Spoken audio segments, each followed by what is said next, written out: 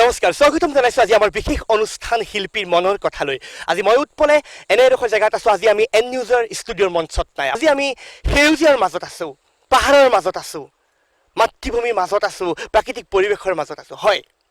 আজি আমি শিল্পী মনৰ কথা অনুষ্ঠানটো এটা বিষয় লৈ আহিছো বিষয়টো খুব চৰ্চাৰ হৈ পৰিছে অসমত এতিয়া সকলোৱে চৰ্চাৰ বিষয় হৈ পৰিছে সেই বিষয়টো আৰু যিটো বিষয় লৈ আহিছো সেই বিষয়টো হৈছে দিহিং পাটকাই বৰ্ষাৰণ্য হয় আমি দিহিং পাটকাই বৰ্ষাৰণ্যৰ মাজমজিয়াত আছো আমি অসম আৰু অৰুণাচলৰ সীমান্তত আছোহি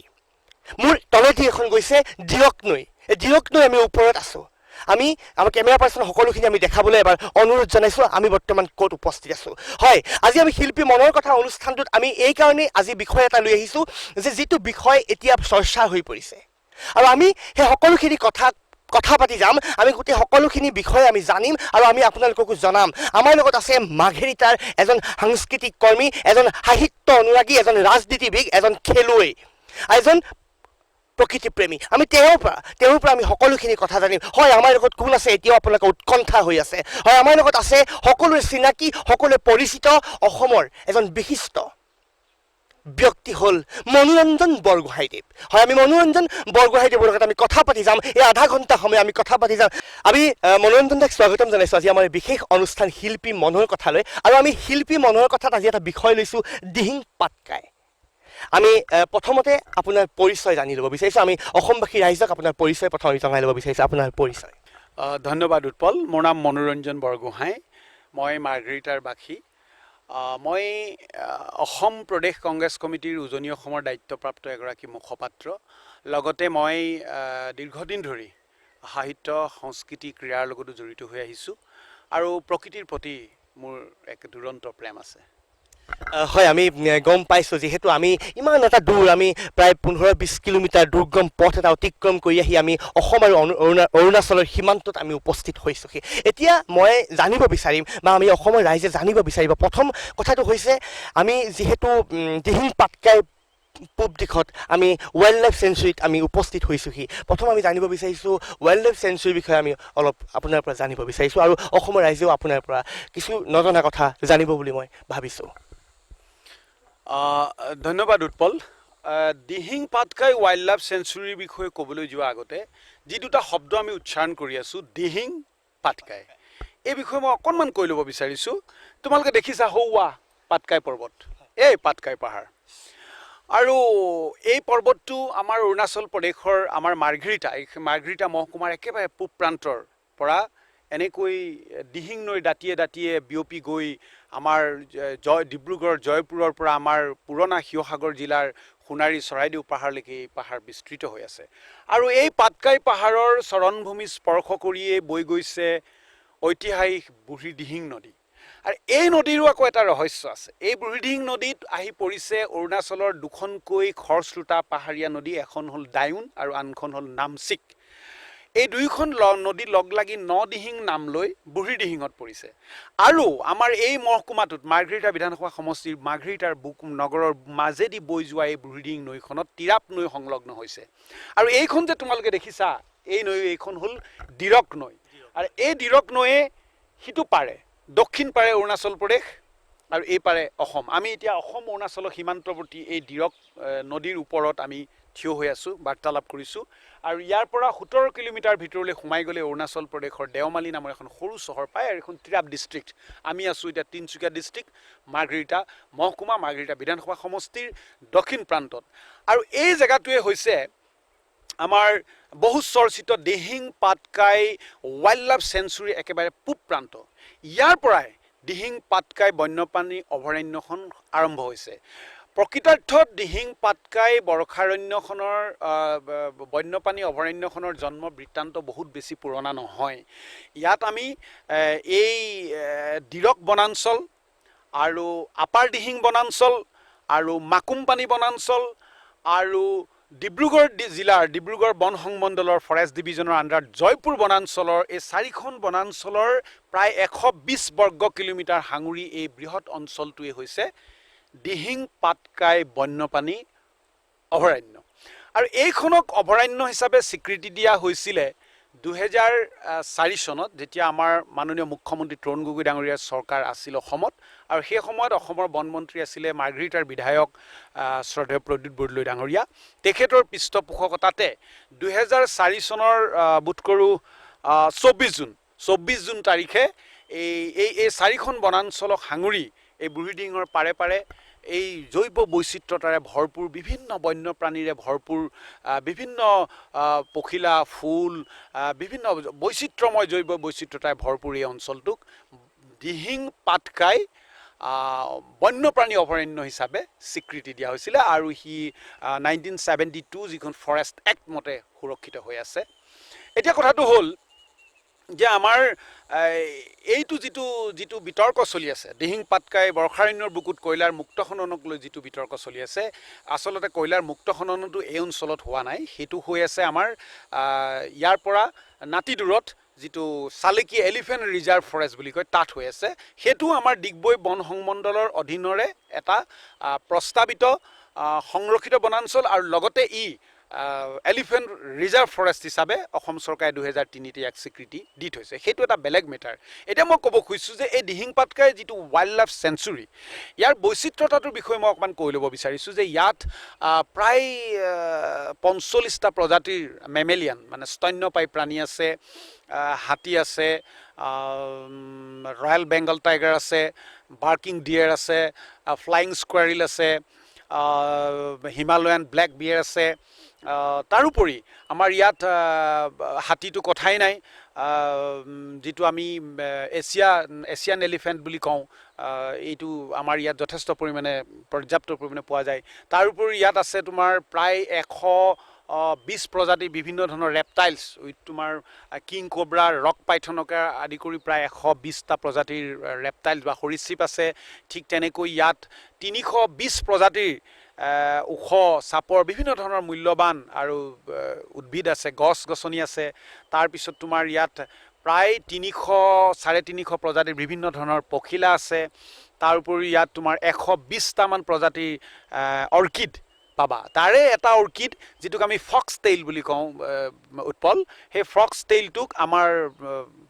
আমাৰ আগৰ পূৰ্বৰ চৰকাৰে আমাৰ তাক জাতীয় ফুল হিচাপে স্বীকৃতি দি থৈছে গতিকে এই বৈচিত্ৰতাৰে ভৰপূৰ যিখন আমাৰ দিহিং পাটকাই বন্যপ্ৰাণী অভয়াৰণ্য এই পূব প্ৰান্তৰ কোনোবা খণ্ডত আমি শুনিবলৈ পাওঁ যে কোনোবা খণ্ডত ইয়াতো JCB এক্সকেভেটৰে বালি শিল খননৰ অভিযোগ উত্থাপিত হয় বা ইয়াৰ হুলুংকুণ্ডা কোনোবা দুষ্কৃতিকাৰে কাটি নি পেলানি আজি কিছুদিনৰ আগতে আমাৰ মাৰ্ঘেৰিটাৰ ৱেষ্ট ৰেঞ্জত সেইবিলাক জব্দ কৰা হৈছিলে গাড়ী পকলেন এক্সকেভেটৰ এইবিলাক মাজে মাজে হৈ থাকে গতিকে আমি উদ্বিগ্নতা প্ৰকাশ কৰিছোঁ যে আমাৰ এই যিটো গোটেই পাটকাই হিলছৰ এই গোটেই নামচিকৰ পৰা অৰুণাচলৰ একেবাৰে আমাৰ জয়পুৰলৈকে প্ৰায় 555 বৰ্গ কিলোমিটাৰ জুৰি বিয়পি থকা এই দিহিং পাটকাই বৰ্ষাৰণ্যখনৰ যিটো জৈৱ বৈচিত্ৰতা এই জৈৱ বৈচিত্ৰতা যাতে অদূৰ ভৱিষ্যতো অক্ষুণ্ণ থাকে কাৰণ আমাক আজিকালি নৰ্থ ইষ্টৰ বা ইণ্ডিয়ান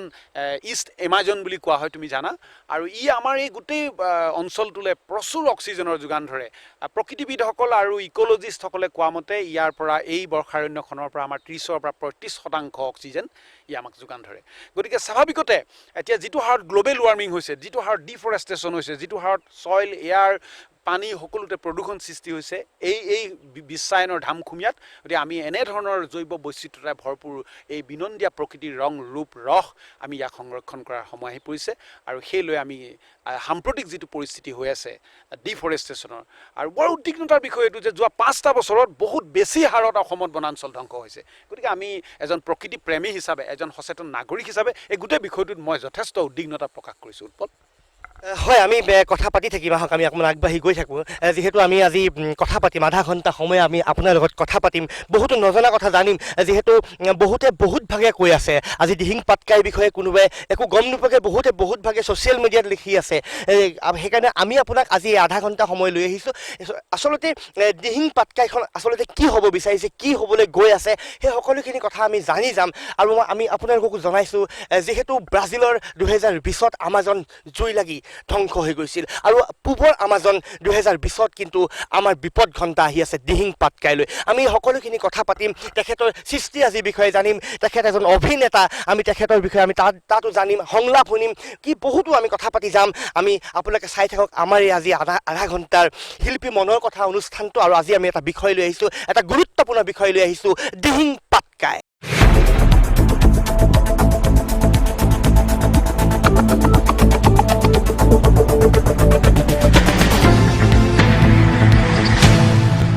হয় আমি মনোৰঞ্জনৰ লগত কথা পাতি আছোঁ আৰু আপোনালোকে চাই আছে আজি আমাৰ বিশেষ অনুষ্ঠান শিল্পী মনৰ কথা আৰু আজি আমি এটা বিষয় লৈ আহিছোঁ যে দিহিং পাটকাই এতিয়া মই যিহেতু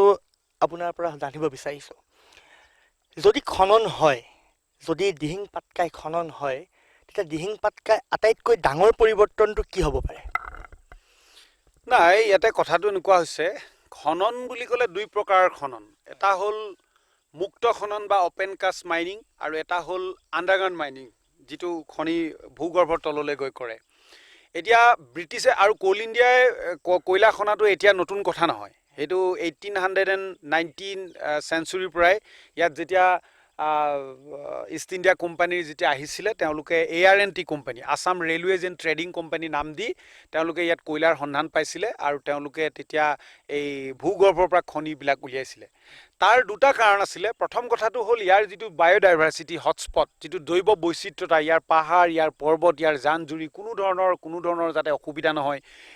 ইক'লজিকেলি যাতে ইম্বেলেঞ্চ নহয় বা কোনো ধৰণৰ যাতে পলিউশ্যন নহয় তাৰ কাৰণে তেওঁলোকে খুব প্ৰণালীবদ্ধভাৱে বিজ্ঞানসন্মতভাৱে এই খনিবিলাক কৰিছিলে কিন্তু পৰৱৰ্তী সময়ত দেখা গ'ল যে সেই খনিবোৰৰ পৰা তেওঁলোকৰ বৰ হয়তো লাভজনক নহ'ল কাৰিকৰী বিভিন্ন অসুবিধাৰ কাৰণে তেওঁলোকে পৰৱৰ্তী সময়ত মুক্ত খননৰ কাৰণে আৰম্ভ কৰিলে এতিয়া মুক্ত খননটো কোল ইণ্ডিয়া যেতিয়া নেশ্যনেলাইজ হ'ল 1973 যেতিয়া ৰাষ্ট্ৰীয়কৰণ কৰা হ'ল তেতিয়াৰ পৰা এই অঞ্চলটোত আমাৰ ঠিক এই চালেকি বস্তিত নহয় টিককৰ ফালে বা আমাৰ বৰগুলাই বা টিপং কলিয়ৰী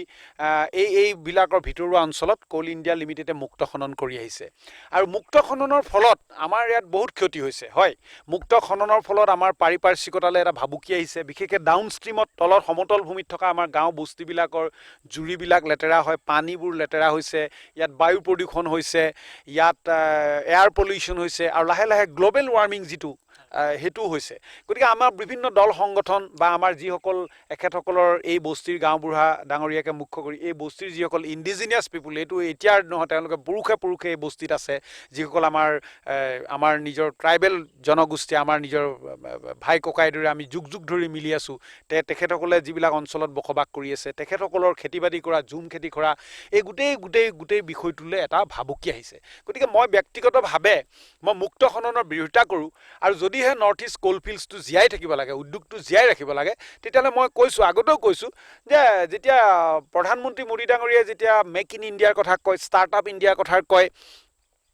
নিজকে বিশ্বৰ সৰ্বশ্ৰেষ্ঠ নেতাৰূপে প্ৰক্ষেপ কৰিব বিচাৰে গতিকে খনিকেইটা আধুনিকীকৰণৰ কাৰণে কেইকোটিমান পেলক তাৰপিছত তেওঁলোকে খনি কৰক যাতে আমাৰ জৈৱ বৈচিত্ৰ্য আমাৰ ইক'লজিকেলি এনভাইৰনমেণ্টেলি হাৰ্ম নকৰাকৈ বা আমাৰ ইণ্ডিজিনিয়াছ পিপুলৰ কোনো হাৰ্ম নকৰাকৈ তেওঁলোকে খনিকেইটা কৰক তাত মোৰ ক'ব লগা নাই হয় এইখিনিতে মই আৰু এটা কথা আপোনাক সুধিব বিচাৰিছোঁ অসমৰ যিবিলাক অসমৰ সম্পদবিলাক মানুহৰ প্ৰয়োজনৰ খাতিৰত ধ্বংস হৈ গৈছে আৰু ধ্বংস কৰাটো কিমান সমীচীন সেইটো একেবাৰে সমীচীন নহয় প্ৰকৃতিৰ লগত মানুহৰ সম্পৰ্ক আছেই প্ৰকৃতিৰ লগত মানুহৰ সম্পৰ্ক নাথাকিলে মানৱ সভ্যতাই সৃষ্টি নহ'লহেঁতেন আমি পানী এটুকুৰা লৈছোঁ খৰি এডোখৰ কাটিছোঁ জংঘলৰ পৰা বাঁহ এডাল কাটি আনিছোঁ এনেকৈ প্ৰকৃতিয়ে আমাক আদিম যুগৰ পৰা আমাক সকাহ দি আহিছে বিভিন্ন ধৰণেৰে গতিকে প্ৰকৃতিয়ে আমি মানুহৰ প্ৰয়োজনত প্ৰকৃতি আছেই কিন্তু ৰাষ্ট্ৰৰ নিৰ্মাণৰ ক্ষেত্ৰত জাতিৰ নিৰ্মাণৰ ক্ষেত্ৰত বা ৰাষ্ট্ৰৰ অৰ্থনৈতিক ভেটি টনকিয়াল কৰাৰ স্বাৰ্থত যদি আমি প্ৰকৃতিক শোষণ কৰি থাকোঁ প্ৰকৃতিক যদি লুণ্ঠন কৰি থাকোঁ তাৰ বিপৰীতে প্ৰকৃতিৰ ৰক্ষণাবেক্ষণৰ কথাটো যদি আমি নাভাবোঁ গতিকে সেইটো নিশ্চয় আজি এই গ্ল'বেলাইজেশ্যনৰ যুগত এইটো এটা নিন্দনীয় বিষয় আৰু যথেষ্ট উদ্বিগ্ন বিষয় বুলি মই ভাবোঁ হয় আৰু যিহেতু খুব চৰ্চা হৈ আছে মই যিহেতু এতিয়া উপস্থিত আছোঁ চালেকি এই চালেকিৰ মোৰ বেকতে আছে এইটো পাহাৰ আৰু মই চালেকি বস্তিত মই যিহেতু উপস্থিত আছোঁ আৰু এটা খুব চৰ্চা এতিয়া চবতে চলি আছে চালেকি আৰু চালেকি এই চালেকিত প্ৰকৃততে এই চালেকিতেই মুক্ত খনন কৰিবলৈ দিছে নেকি না একচুৱেলি কথাটো চেণ্ট্ৰেল গভৰ্ণমেণ্টৰ যিটো national board for wildlife যিটোৱে এইটো কেন্দ্ৰীয় চৰকাৰৰ বন আৰু পৰিৱেশ মন্ত্ৰালয়ৰ অধীনস্থ তাত ৰিপৰ্টটো দেখিছোঁ যে এইটো খনি এক্সটেণ্ড কৰিবৰ কাৰণে কোল ইণ্ডিয়াক দিছে চালেকি এলিফেণ্ট ৰিজাৰ্ভ আচলতে এইটো আগতেই আমাৰ অসম চৰকাৰে ডিগবৈ বন সংমণ্ডলৰ 5খন বনাঞ্চলক ষষ্ঠী প্ৰকল্প হিচাপে এলিফেণ্ট ৰিজাৰ্ভ ফৰেষ্ট হিচাপে ঘোষণা কৰি থৈছে এইটো কিন্তু ৰিজাৰ্ভ ফৰেষ্ট নহয় এইটো পিআৰএ প্ৰপ'জ ৰিজাৰ্ভ ফৰেষ্ট এই বস্তু বহুত পুৰণা সেই পাহাৰটোৰ কথা কৈছোঁ মই সেই পাহাৰে এনেকৈ গৈ এইটো এটা এলিফেণ্ট ৰিজাৰ্ভ কৰিডৰ হিচাপে অসম চৰকাৰে আগতেই কৰি থৈছে এতিয়া ইয়াতে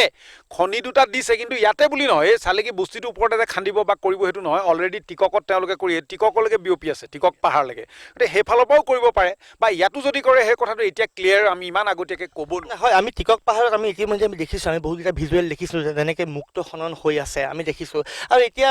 অন্ততঃ আমাৰ আপোনাৰ যি আমাৰ কথা বাৰ্তা চলিছিলে আজি এই অনুষ্ঠানটোত অন্ততঃ মানুহে এতিয়া যিখিনি ভুল হৈ আছিলে সেইখিনি আমি বুজি পাব বুলি ভাবিছোঁ আৰু শেষত মই আপোনাক আৰু এটা প্ৰশ্ন কৰিব বিচাৰিছোঁ দিহিং পাটকাই বচোৱাৰ ক্ষেত্ৰত আপোনাৰ বলিষ্ঠ পদক্ষেপ কি হ'ব নাই দিহিং পাটকাই বৰ্ষাৰণ্যখন মই আগতেই কৈছোঁ যে এই বৰ্ষাৰণ্যখন আমাৰ এছিয়াৰ ভিতৰতে এইটো এছিয়াটিক ৰেইন ফৰেষ্ট বুলি কয় আৰু এইটো ইষ্ট এমাজন বুলি কোৱা হৈছে আজিকালি আৰু ই আমাৰ গোটেই অঞ্চলটোত প্ৰচুৰ পৰিমাণে 35 পৰা 40% অম্লজান যোগান ধৰিছে গতিকে দিহিং পাটকাই ঐতিহ্য এতিয়াৰ নহয় বহু পুৰণি কালৰ পৰা সৃষ্টিকালৰ পৰা ইয়াৰ ঐতিহ্য আছে ইয়াৰ বায়'ডাইভাৰ্চিটি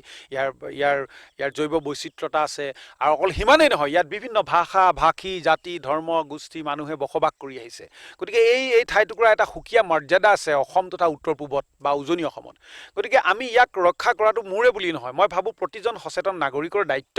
আৰু ইয়াক ৰক্ষণাবেক্ষণ দি ইয়াৰ প্ৰকৃতি জৈৱ বৈচিত্ৰতা সুৰক্ষা কৰিহে আমি আমাৰ বিকাশৰ কথাটো চিন্তা কৰাৰ প্ৰয়োজন আছে বুলি মই ভাবোঁ হয় ধন্যবাদ আৰু সঁচাকৈ খুব গুৰুত্বপূৰ্ণ কথা কেইটামান আমি আজি আলোচনা কৰিছোঁ আৰু আমাৰ যোগেদি অসমৰ ৰাইজক আমি জনাব বিচাৰিছোঁ আচলতে প্ৰকৃততে কি হৈছে দিহিং পাটকাইত যিহেতু অভিযোগ উঠিছে বহু ক্ষেত্ৰত অভিযোগ উঠিছে যে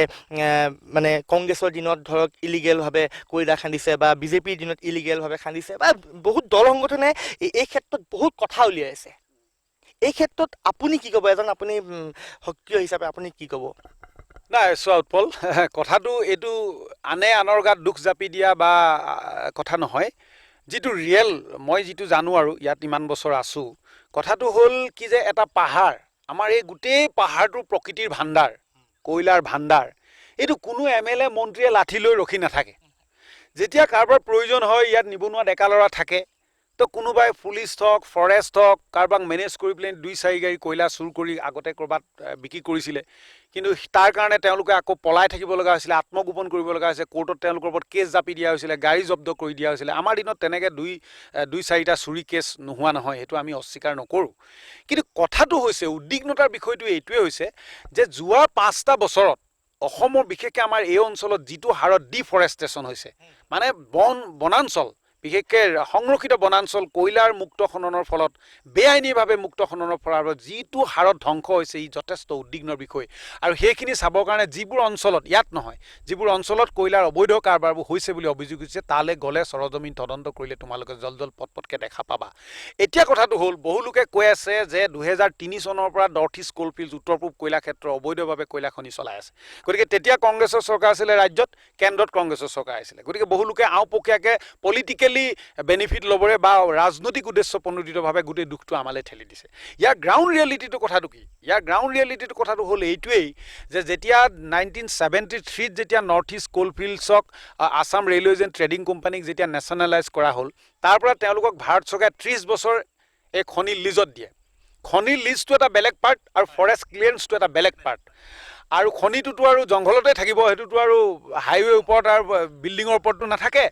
গতিকে এতিয়া কথাটো হৈ গ'ল যেতিয়া নেশ্যনেলাইজ হৈ গ'ল 30 বছৰ 2003ত উকলি গ'ল এতিয়া কোল ইণ্ডিয়া লিমিটেডে নিয়ম মতে 2003ৰ পিছত তেওঁলোকৰ লিজটো ৰিনিউ কৰিবৰ কাৰণে প্ৰথমতে অসম চৰকাৰৰ আৰ্জি পেছ কৰিব লাগে আৰু অসম চৰকাৰৰ মুখ্যমন্ত্ৰী ডাঙৰীয়া অধ্যক্ষতা বহা এখন বিশেষ সমিতিয়ে সেই প্ৰস্তাৱবিলাক কেন্দ্ৰীয় চৰকাৰলৈ প্ৰেৰণ কৰে আৰু কেন্দ্ৰীয় চৰকাৰৰ director general of forest and এনভাইৰনমেণ্টেহে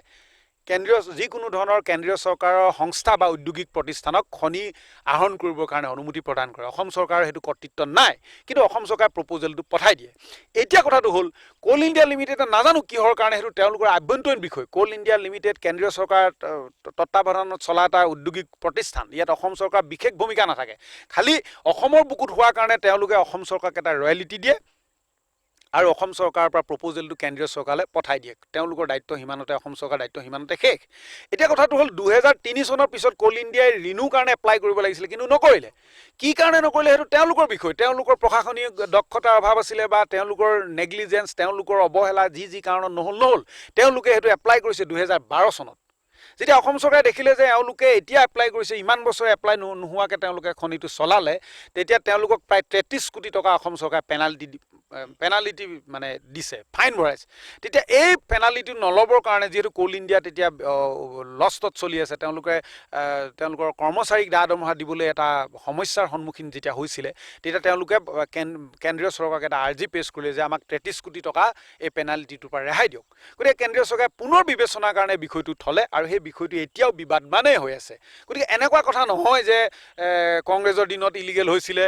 বিজেপিৰ দিনত এতিয়া যি হৈছে লিগেল হৈ আছে, সেইটো কথা নহয়। কিন্তু মই ডাঠি ক'ব পাৰোঁ, দল সংগঠন সকলোৱে ক'ব যে এতিয়া যোৱা 4টা বছৰত মাৰ্ঘেৰিটা ডিগবৈ ডিভিজনৰ আণ্ডাৰত সকলোবোৰ ৰিজাৰ্ভ ফৰেষ্ট, কি নামফাই, কি টিংকুপানী, কি টিপং, কি লেখাপানী, কি আপাৰ দিহিং, কি দিৰক বনাঞ্চলৰ এটা অংশ, কথা ৰিজাৰ্ভ, এই গোটেইবিলাক বনাঞ্চলত বিশেষকৈ ৰিজাৰ্ভ ফৰেষ্টত যিটো হাৰত মানে বন ধ্বংস কাৰ্য চলিছে, তাৰ প্ৰমাণ আমি দিবলৈ হ'লে যিবিলাক ভাৰত চৰকাৰৰ যিবিলাক ছেটেলাইট ইমেজেৰী ৰিপৰ্ট এজেঞ্চি আছে, সেইবিলাকৰ আমি ৰিপৰ্ট চালে আমি গম পাম। আজিৰ পৰা 1 চনৰ পৰা 16 চনৰ যিটো ছেটেলাইট ইমেজ যিটো ৰিপৰ্ট, চেঞ্চাছ ৰিপৰ্ট, সেইটো চাওক, আৰু যোৱা 16ৰ পৰা এই 2000 চনলৈকে ছেটেলাইট ইমেজ কম্পেয়াৰ কৰক। তেতিয়াই গোটেই জল পট কাৰ দিনত কিমান বন ধ্বংস হৈছিলে, কাৰ দিনত কিমান ইলিগেল হৈছিলে, গোটেই দুধ কা দুধ পানী কা পানী ওলাই যাব। হয়, খুবেই বৰ সুন্দৰকৈ কথাবিলাক আমাক জনাই আছে আৰু আমি জানি আছোঁ, আমাৰ যোগেদি আপোনালোকেও জানি আছে, যিটো মানুহৰ মাজত এতিয়া চলি আছে যে চৰ্চা চলি আছে দিহিং পাটকাই। আচলতে বহুতখিনি ক'বলগীয়া আছে, যিহেতু আমাৰ সময় কম, সময় ৰঙা চকুৰে দেখুৱাই গৈ আছে। গতিকে আমি আৰু দুটামান কথাৰ পিছতে আজি আমাৰ এই অনুষ্ঠান আমি সামৰণি মাৰিম। গতিকে আপোনালোকে চাই থকাৰ বাবে আমি বহুত ধন্যবাদ জনাইছোঁ। আৰু কথা আছে, আমি কথা পাতি যাম।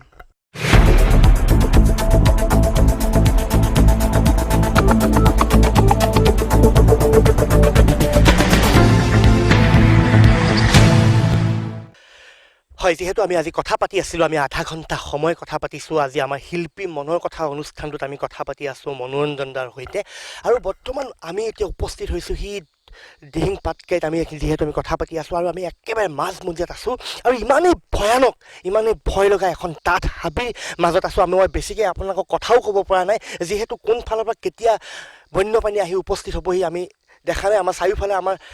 সকলোৱে চাই আছে, দৃষ্টি নিক্ষেপ কৰি আছে। আৰু আমি ইয়াত যিডোখৰ জেগাত আমি আছোঁ, ইয়াত য'ত সূৰ্য ৰশ্মিও নপৰে, ইমান ডাঠ এখন হাবিৰ মাজত আমি আছোঁ। আৰু আমি হাবিৰ মাজত কথা পাতিম, আমি মনোৰঞ্জন দাৰ বিষয়ে জানিম,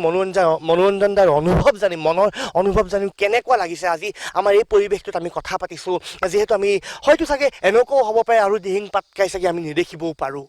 গতিকে আমি সেইকাৰণে সকলোকে দেখাব বিচাৰিছোঁ। মনোৰঞ্জন দাৰ ওচৰলৈ যাম আমি। মনোৰঞ্জন দা আহক, আমি কথা পাতি আছোঁ যিহেতু। মনোৰঞ্জন দা, সঁচাকৈ এটা ভয় লগা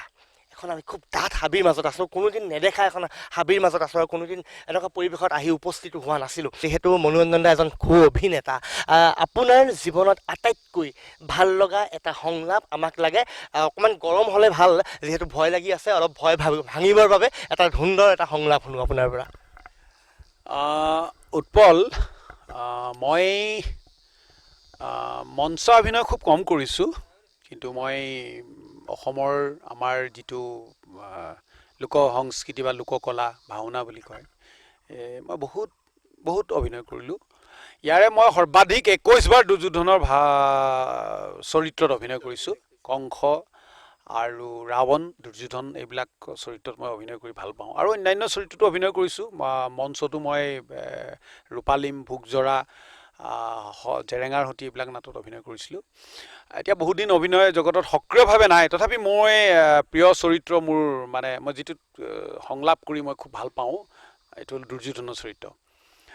এতিয়া এই হাবিৰ মাজত, এই অৰণ্যৰ মাজত এটা সংলাপ ঠিক আছে তোমালোকে সকলোৱে জানা যে মহাভাৰতৰ যুদ্ধ যেতিয়া প্ৰায় শেষ পৰ্যায়লৈ গৈছেগৈ আৰু দুৰ্যোধনে সকলো কাম তেওঁ প্ৰিয় মিত্ৰ অংগৰাজ কৰ্ণ আৰু ভাতৃ দুশাসনৰ সহযোগত আৰু সাহসত বহুত কাম কৰিছিলে যেতিয়া কৰ্ণৰ মৃত্যু হ'ল আৰু দুশাসনৰো যেতিয়া মৃত্যু হ'ল দুৰ্যোধন বৰ অকলশৰীয়া হৈ পৰিছে তথাপি তেওঁ যিহেতু ক্ষত্ৰিয় বীৰ তাতে তেওঁক বহুত অহংকাৰী হিচাপে অভিহিত কৰা হয় ভাৰতৰ ইতিহাসত তেওঁ যুদ্ধলৈ যাবলৈ ওলাইছে যুদ্ধ কৰিবলৈ সংকল্প লৈছে তেতিয়া মাতৃ গান্ধাৰী আৰু পিতৃ ধৃতৰাষ্ট্ৰৰ শয়নকক্ষত দুয়োজনে আলোচনা কৰিছে যে তাক মতাই অনা আৰু যি হ'ল আৰু যুদ্ধ কৰিব নালাগে বুজাব লাগে যুদ্ধ শেষ হ'ব লাগে সন্ধি কৰিব লাগে তেতিয়া দুৰ্যোধনক যুদ্ধক্ষেত্ৰৰ পৰা মতাই অনা হৈছে দুৰ্যোধন লৌৰি আহিছে শয়নকক্ষত পিতৃ আৰু মাতৃ গান্ধাৰী আৰু পিতৃ ধৃতৰাষ্ট্ৰ দুৰ্যোধন লৌৰি আহিছে আই আই আই আই মোক বোলে মাতি পঠাইছিল আই এতিয়া গান্ধাৰী নিমাত আই তোমাৰ কি হৈছে তুমি নামাতা কিয় তেতিয়া গান্ধাৰীয়ে কৈছে কো এক্টিং হ'লে অকণমান দিগদাৰ হয় গান্ধাৰীয়ে কৈছে কম তই শুনিবি কোনদিনা তোমাৰ অবাধ্য হৈছো আই তেন্তে হ'লে তই এই যুদ্ধ পৰিত্যাগ কৰ বাছা কিয় সেই একেটা কথাকে ধৰি আছা আই কিয় ধৰি আছো পুত্ৰ সুখ যে কি তোক কেনেকৈ বুজাম এটা এটা কৰি দুটা কম এশ সন্তানে মোৰ বুকু শুৱাই আছিল আজি সেই বুকু উদং হ'ব লগা হৈছে তই আৰু এই যুদ্ধ নকৰিবি পুত্ৰ তই আৰু এই যুদ্ধ নকৰিবি হে জননী পৰিহাৰ কৰিলে সমৰ আহিবনে মৃত্যুপুৰীৰ পৰা ঘূৰি মোৰ মৃত ভাতাগন পৰিহাৰ কৰিলে সমৰ পাৰিম নে মচিব জননী কপালৰ ভাগ্যৰেখা বিধতাই লিখা নোৱাৰে মচিব কেৱে বিধিৰ বিধান সেই বুলি আপোন হাতে যি অগ্নি জ্বলালি সেই অগ্নি আৰু জ্বলিবলৈ নিদিবি বাছা সেই অগ্নি আৰু জ্বলিবলৈ নিদিবি যি অগ্নি দহন কৰিছে মোৰ ভাতা চেনে হয় যি অগ্নি দহন কৰিলে মোৰ আত্মীয় স্বজন সেই অগ্নি জ্বলক জননী হয় যদি দগ্ধ হওক চিৰশত্ৰু মোৰ নতু নিজেই দেই চাই পুৰি ভস্ম হৈ উৰি উৰি গুচি যাওঁ পৰপাৰলৈ মাতৃৰ আজ্ঞা উলংঘন নকৰিবি পুত্ৰ সন্তানক অপৰাধী নকৰিবা মাতৃ জানো মই বেদৰ বাণী তোমাৰ বচন কিন্তু কি কৰিম মেলি দিছো তৰে মোৰ মহা জলধিত নাহে ঘূৰি নোৱাৰো ঘূৰাব কদাপি যদ্যপি নাপাই মাতা তাৰ লক্ষতিৰ পাঁচখন গাঁও মাত্ৰ বিচাৰিছে পাণ্ডৱে তাকেদি সন্ধি নকৰো কিয় এতিয়াও দয়াশীল যুধিষ্ঠিৰ ভীমা অৰ্জুন নোহে অবুজন সাদৰেৰে সন্মতি দিব সন্ধিৰ প্ৰস্তাৱত সন্ধি কৌৰৱৰ সন্ধি মাতা পাণ্ডৱৰ সতে ক্ষতি কি ক্ষতি একো নাই কিন্তু এই সন্ধিৰ কাৰণেই লক্ষ লক্ষ বীৰে প্ৰাণৰ মমতা এৰি প্ৰিয়জন নাই কৰা প্ৰাণদান উন্মাদৰ দৰে মাতা জন্ম মোৰ ক্ষত্ৰিয় কুলত বীৰময় চন্দ্ৰবংশী ৰাজেশ্বৰ প্ৰাণৰ ভয়ত আজি কাপুৰুষ হৈ পাণ্ডৱৰ চৰণত সন্ধি ভিক্ষা নাই নকৰো কদাপি হ'ব লগা আছে যদি সোণৰ হস্তিনা মোৰ হওক চাৰখাৰ দিব লাগে যদি দিম ৰঙা ৰক্তগাৰ থেংক ইউ সঁচাকৈ ভাষা নাই খুব সুন্দৰ আপুনি কোৰ এক্টিং কৰিছে আৰু লগতে গান্ধাৰী এক্টিং ইমান সুন্দৰকৈ কৰিছে সঁচাকৈ অভিনেতা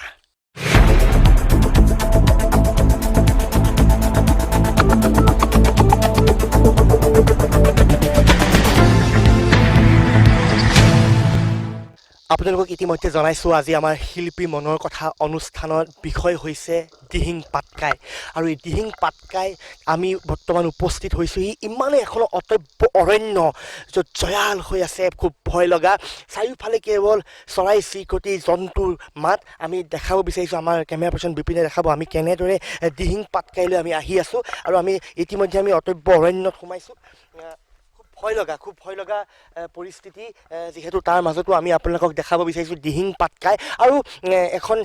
যিহেতু আপোনালোকে গম পায় যে কেন্দ্ৰীয় চৰকাৰৰ এখন অনুমোদন হৈছিলে, সেই অনুমোদন এখন পত্ৰ আহিছিলে, আৰু পত্ৰখন অহাৰ লগে লগে এতিয়া চবৰে এটা ভয় আৰু শংকা হৈ পৰিছে যে কি হ'ব পাৰে, কি হৈ যাব, মুক্ত মনেৰে কয়লা খনন হ'ব নেকি। আৰু হয়, যদি মুক্ত মনেৰে খনন হয়, কিন্তু এই ইমান এটা নান্দনিক দৃশ্য, ইমান এটা সুন্দৰ দৃশ্য কিন্তু শেষ হৈ যাব, অসমৰ বুকুৰ পৰা শেষ হৈ যাব, দিহিং পাটকাই শেষ হৈ গুচি যাব। তাৰে আমি কিছুমান কথা পাতিবৰ বাবে আজি আমি এই আমাৰ যি আধা ঘণ্টা সময় শিল্পী মনৰ কথা অনুষ্ঠানত আমি এটা বিষয় বাছি লৈছিলোঁ যে দিহিং পাটকাই। আৰু আমাৰ লগত আছে এজন সু সাহিত্যিক আৰু এজন কবি, এজন অভিনেতা, এজন ৰাজনীতিবিদ। আমি মনোৰঞ্জনৰ লগত কথা পাতি আছোঁ। আৰু চাওকচোন, আমি এনেকৈ খোজকাঢ়ি বা কিছু জেগা আমি কথা পাতিব বিচাৰিছোঁ, দেখাব বিচাৰিছোঁ কেনেদৰে আজি ইমান সুন্দৰ এখন দিহিং পাটকাই অভয়াৰণ্য শেষ কৰিবলৈ বিচাৰিছে। এইবাৰ আমি মনোৰঞ্জনৰ পৰা কথা এটা সুধিব বিচাৰিছোঁ, মই যিহেতু মানে জানো আৰু অসমবাসী ৰাইজে কিন্তু নাজানে। যিহেতু আজি আপোনাক আমি মাৰ্ঘেৰিটাত পাইছোঁ, কিন্তু আপোনাৰ ঘৰখন হৈছে শিৱসাগৰৰ। হয়, আৰু আপুনি ঐতিহাসিক শিৱসাগৰ মহাবিদ্যালয়ৰ এজন শ্ৰেষ্ঠ তাৰ্কিক আছিল আপোনাৰ কলেজ পঢ়ি থকাৰ সময়ত। আৰু আপোনাৰ কেইবাখনো তেতিয়াই কবিতা পুথি মুক্তি হৈছিল, আৰু আপোনাৰ কবিতা কিন্তু এতিয়া মানে কিতাপ আকাৰে বহু জেগাত পঢ়িছে, আৰু খুব সুন্দৰ সুন্দৰ আপুনি কবিতা লিখে। এতিয়া কথা হ'ল, আপোনাৰ সৃষ্টিৰাজিত দিহিং পাটকাইলৈ আপোনাৰ সৃষ্টিৰাজিতটো কিবা আছে দিহিং পাটকাইখনৰ বিষয়ে, বা দিহিং পাটকাইক লৈ আপুনি কিবা কৰিছে? গতিকে আপুনি এজন সু আবৃত্তিকাৰ। আপোনাৰ অথনি আমি অভিনয় শুনিছোঁ, আপোনাৰ অকণমান আগত আপুনি অভিনয় ইমান সুন্দৰকৈ কৰিলে, আপোনাৰ ইমান উদাত্ত কণ্ঠস্বৰ, সেই উদাত্ত কণ্ঠস্বৰত এটা যদি মই আবৃত্তি নুশুনো, বা ৰাইজক যদি আপুনি এটা এই গহীন গভীৰ অৰণ্যৰ মাজত যদি এটা কবিতা নুশুনো, কিবা ভাল নালাগিব। আৰু বতৰটো ইমান ধুনীয়া, অকণমান ৰেইন, ভাল লাগিব মই ভাবোঁ। আপুনি কি ক'ব আৰু সেই বিষয়ে, আৰু আপোনাৰ কলেজীয়া দিনৰ অকণমান আৰম্ভ কৰি আমাক এটা আবৃত্তি শুনাব লাগে। উৎপল, তুমি মোক অলপ নষ্টালজিক কৰি দিলা। হয়, মই শিৱসাগৰ মহাবিদ্যালয়ত অধ্যয়ন কৰিছিলোঁ। শিৱসাগৰ মহাবিদ্যালয়ৰ 91-92 বৰ্ষৰ মই শ্ৰেষ্ঠ মুকলি বক্তা, শ্ৰেষ্ঠ তাৰ্কিক আছিলোঁ। আৰু সেই সময়ত আমাৰ শিৱসাগৰ মহাবিদ্যালয়খনৰ যিটো লিটাৰেৰী এক্টিভিটিছ, সেইটো খুব ষ্ট্ৰং আছিলে। তাৰ আগতো বা তাৰ কিছুকাল পিছলেও, কিন্তু আমাৰ সময়ত এইটো বৰ একদম চূড়ান্ত পৰ্যায়ত আছিলে। আমাৰ জ্যেষ্ঠ কনিষ্ঠ বহু সু সাহিত্যিক তাৰ পৰা ওলাইছে, আৰু আমি বহুজন গুণসম্পন্ন সু সাহিত্যিক আমি শিক্ষাগুৰু হিচাপে পাইছিলোঁ। শ্ৰদ্ধেয় Imran sir, Nahendra Padun sir, Jogen Chetia sir, তেনেকৈ আমি আমাৰ বীৰেন বৰকটকী ছাৰক অৱশ্যে মই নাই পোৱাগৈ, কিন্তু তেনেকুৱা ভালেমানজন বৰেণ্য শ্ৰদ্ধেয় নমস্য ব্যক্তি আমাৰ শিক্ষাগুৰু হৈছিল। আৰু সহপাঠীসকলৰ ভিতৰত যথেষ্ট তেওঁলোকৰ অনুপ্ৰেৰণা আছে। সেইখিনি সময়ত ময়ো বন্ধুসকলৰ প্ৰেৰণাত বা নিজস্ব যদি কিবা আছে, সেইখিনি মই কিছু পৰিমাণে সাহিত্য চৰ্চা কৰিছিলোঁ। কিন্তু এতিয়া সেইটো আৰু ইমান এটা ধাৰাবাহিক মই ৰক্ষা কৰিব পৰা নাই। আৰু তুমি কৈছা যে দিহিং পাটকাই লৈ আপোনাৰ কিবা সৃষ্টি আছে নেকি? নিশ্চয়কৈ দিহিং পাটকাই বুলি নহয়, এই অঞ্চলটোৰ লৈ পেলানি মোৰ এটা সৃষ্টি আছে, সৰু কবিতা আছে। যদি এতিয়া এইটো পৰিৱেশত অৰণ্যৰ এই জয়াল অৰণ্যত ইফালে তোমাৰ পানীৰ টোপাল পৰি আছে, বৰ্ষাৰণ্য, যিহেতু বৰ্ষাৰণ্যত আছোঁ, গতিকে এইটো কবিতাৰ পৰিৱেশ হয় নহয় মই নাজানো, কিন্তু এনেকুৱা পৰিৱেশ লাগে মানুহৰ জীৱনত। ভাল লাগে কবিতা চবিতা, এনেকৈ কবিতা কিবা কিবি কৰি ভাল লাগে, শুনি ভাল লাগে, ৰাইজেও ভাল পাব নিশ্চয়। তেতিয়া মোৰ মনততো নাই ধৰা, আজিকালি মেমৰিটো অলপ কমি গৈছে, বয়স হৈছেতো, গতিকে হেৰি কৰি ল'ব লাগিব। কিতাপখন লৈ আহিছিলোঁ, মোৰ এইখন পুথি মোৰ ভালপোৱা কেৱল তেজতেই নাথাকে। এবাৰ মই আমাৰ দৰ্শকক দেখাইছোঁ এখন মনোৰঞ্জনদাৰ কবিতা পুথি কাব্য সংকলন, ভালপোৱা কেৱল তেজতেই নাথাকে। মই কেমেৰা পাৰ্চন অকণমান জুম কৰি দেখাব বিচাৰিছোঁ কিতাপখন, যিহেতু শিৱসাগৰটো এতিয়া উপলব্ধ, প্ৰায় কিতাপৰ দোকানতে আছে। এবাৰ আপোনালোকে পঢ়ি চাব, বৰ সুন্দৰ সুন্দৰ কবিতা আছে। ভালপোৱা কেৱল তেজতেই নাথাকে, সঁচাকৈ খুব এটা বৰ সুন্দৰ লাগি গ'ল, কথাকেইষাৰ খুব ভাল লাগিলে। আপোনাৰ কবিতা আমি আৰম্ভ কৰোঁ, শুনো এবাৰ। যি বাটেৰে এদিন, যি বাটেৰে মই আগুৱাব খুজিছোঁ, সেই বাটত নুফুলিব পাৰে সোণাৰু তগৰ, সাঁচ নাহানা গোলাপ নাহৰ। সেই পথত দেশৰ জনতাই ভোগ বাসনাৰ উৎসৱৰ পৰিৱৰ্তে বিক্ষোভ আৰু ধৰ্মঘটে উত্তাল কৰে ৰাজপথ হত্যা হিংসা বাদ প্ৰতিবাদৰ পাৰস্পৰিক আক্ৰমণত প্ৰদূষিত হ'ব পাৰে দুভাগ নিশাৰ নিদ্ৰাৰত প্ৰকৃতি যি বাটেৰে মই আগুৱাব খুজিছোঁ সেই বাটত কোনেও কাৰো বাবে উৎসুকতাৰে অপেক্ষা নকৰে জনতাৰ মংগলাৰ্থে কাচিতহে বাজি উঠে সন্ধিয়াৰ দবা শংখ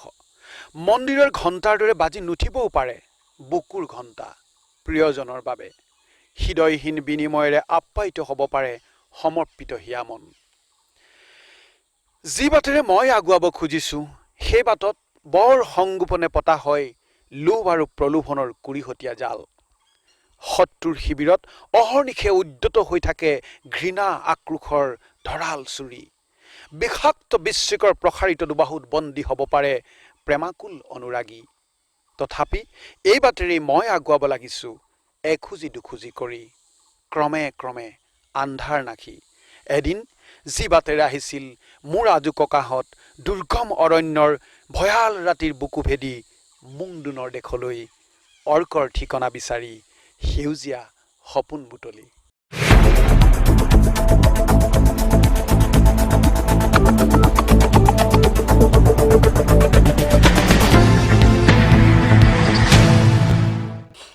আপুনি এজন